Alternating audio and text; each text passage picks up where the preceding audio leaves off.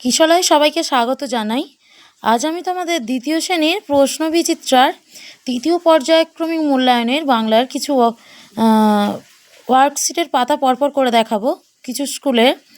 চলো শুরু করা যাক। প্রথমে দেখো প্রশ্ন দেওয়া আছে, নিস্তারিণীর বরের নাম কি ছিল?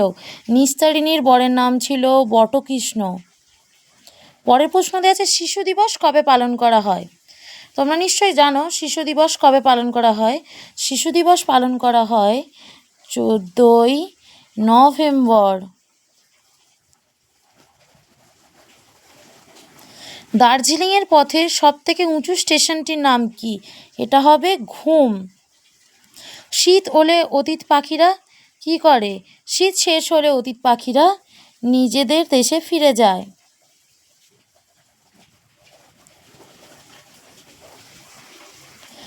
ঈশ্বর কার সাথে কলকাতায় আসছিল? তার বাবার সাথে। তার বাবার নাম কি? ঠাকুরদাস বন্দ্যোপাধ্যায়। শব্দার্থ লেখো। শব্দার্থ বলতে দেখো শব্দের অর্থগুলো লিখতে হবে। প্রথমে লেখা আছে বিশ্ব। বিশ্ব হচ্ছে পৃথিবী। আন্দাজ। আন্দাজ হচ্ছে অনুমান। আঙিনা। আঙিনা হচ্ছে উঠোন। উঠোন বা উঠান। গাঁ। গাঁ হচ্ছে গ্রাম।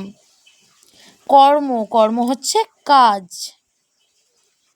বিপরীত শব্দ লেখো। আনন্দ, দুঃখ, তীক্ষ্ণ, ভোঁতা। প্রথমে দেখো যুক্ত, তারপরে কি আছে দেখো যুক্ত বর্ণ চার দাগের আছে। যুক্ত বর্ণগুলো ভাঙো। দন্ত নয় তাই দন্ত ন আর ত যুক্ত হয় দন্ত নয় তাই। মূর্ধন্যস্বয়টায় মূর্ধন্যস্ব আর ট যুক্ত হয়ে মূর্ধন্যস্বয়টায়। কয় রফলা, ক আর র যুক্ত হয়ে কয় রফলা। দেখো এলোমেলো বর্ণগুলোকে সাজিয়ে লিখি। ধা আছে সা, মধ্যাহ্ন র অ, এটা হবে অসাধারণ। তারপর আছে দন্তন্য কয়াকা দন্তনাদায় বয়কা বয়হাস্যই, এটা হবে বিবেকানন্দ।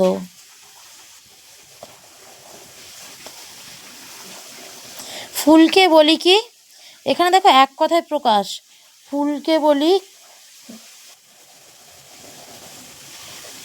কলি বা পুষ্প। পাতাকে বলি পত্র। ময়ূরের ডাককে বলি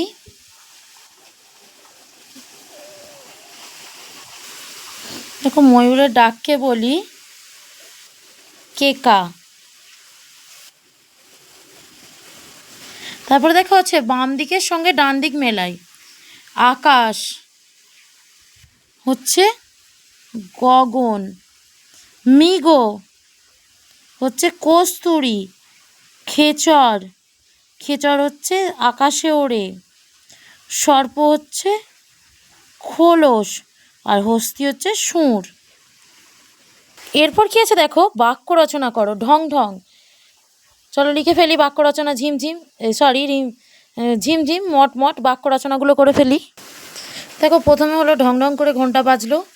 বৃষ্টি পড়ছে ঝিমঝিম করে। রোদ পড়ে মটমট করছে। উল্লাপাড়ার মাঠে ডাকছে শিয়াল। বেচারা গরুগুলোর বড় দুর্গতি। এবার দেখো পরে কি আছে, পরেরটা আছে 2 নম্বরে আছে কালীকৃষ্ণ প্রাথমিক বিদ্যালয়। এবার এগুলো করে ফেলি শূন্যস্থান পূরণটা। দেখো কবিতাটা দেখো সহজ পাঠে। অঞ্জনী নদী তীরে চন্দনী গায়ে পোড়ো মন্দিরখানা গঞ্জের বায়ে জীর্ণ ফাটল ধরা একই কোণে তারি অন্ধ নিয়েছে বাসা কুঞ্জবিহারী আত্মীয় কেউ নাই নিকট কি দূর আছে এক লেজ কাটা ভক্ত কুকুর।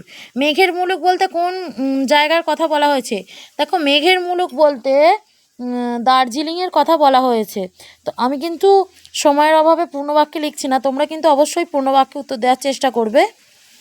এখানে লিখিয়ে দিয়েছে প্রশ্নগুলির পূর্ণবাক্যে উত্তর দাও।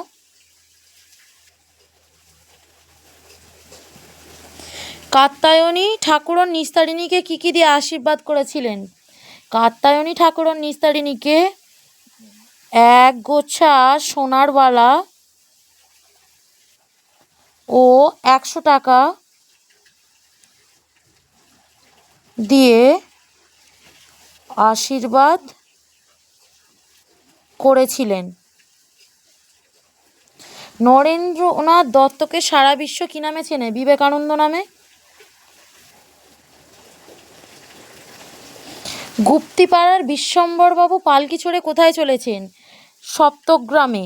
তিনি সপ্তগ্রামে কেন যাচ্ছেন বলো তো? সপ্তগ্রামে যাচ্ছেন রুগী দেখার জন্য।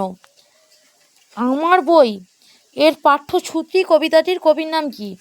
আমার বইয়ের পাঠ্যছুতি কবিতাটির কবির নাম হচ্ছে রহিম শাহ। কিন্তু যে বোঝে সে দেখেই বলে আহা। কে বলে? এখানে দেখো মেঘের মুলুকে লেখক উপেন্দ্র কিশোর রায়চৌধুরী। লেখক মেঘের মুলুকের লেখক মেঘের মুলুক এর লেখক উপেন্দ্র কিশোর রায়চৌধুরী বলেছেন।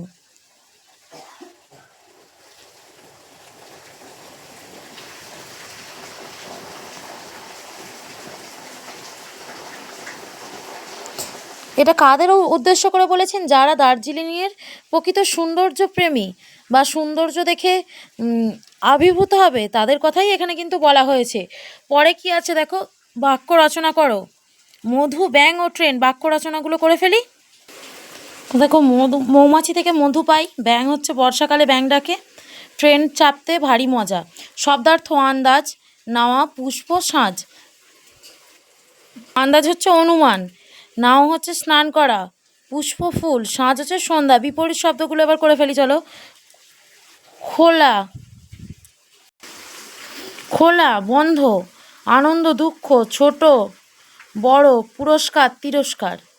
তারপরে আছে দেখো, যুক্ত ব্যঞ্জন বসিয়ে বাক্যগুলি সম্পূর্ণ করি। আমরা বিদ্যালয়ে লেখাপড়া করি, রাতের বেলায় আকাশে অসংখ্য ক্ষয় জফলা, এটা একটা যুক্তবর্ণ। বাড়ি বানান রাজমিস্ত্রি, অসুখ হলে খুব কষ্ট হয়। এলোমেলো শব্দগুলিকে সাজিয়ে অর্থপূর্ণ বাক্য তৈরি করি। প্রথমে দেখো দেয়া আছে মোরগ ভোর তারস্বরে হলে ডাকে, ভোর হলে মোরগ তারস্বরে ডাকে। সবুজ টিয়া বনে শ্যামল ওড়ে, শ্যামল বনে সবুজ টিয়া ওড়ে। মেলেছে বক ডানা শুভ্র, বক মেলেছে শুভ্র ডানা। তারপরে দেখো 8 দাগের আছে বক্স থেকে শব্দ নিয়ে শূন্যস্থান পূরণ করি। করিকে বলি, করিকে বলি হস্তি, খোল হলো কচ্ছপের, খোল থাকে টাট্টু হলো বাচ্চা ঘোড়া। তো ভিডিওটা আজ এই পর্যন্ত। ভিডিওটা একটু লং হয়ে গেল, আশা করি ভিডিওটা তোমাদের হেল্পফুল হবে। দেখা হবে আবার পরের ভিডিওতে। ধন্যবাদ।